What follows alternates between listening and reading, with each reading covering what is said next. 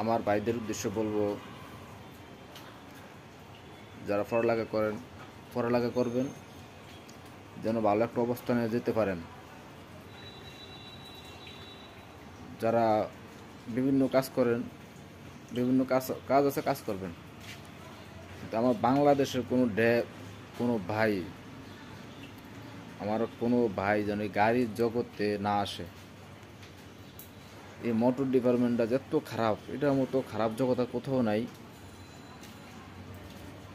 তো আমি বলবো যে আমার বাংলাদেশের কোনো ভাই যে গাড়ির ডিপার্টমেন্টে মোটর লাইনে না আসবেন না।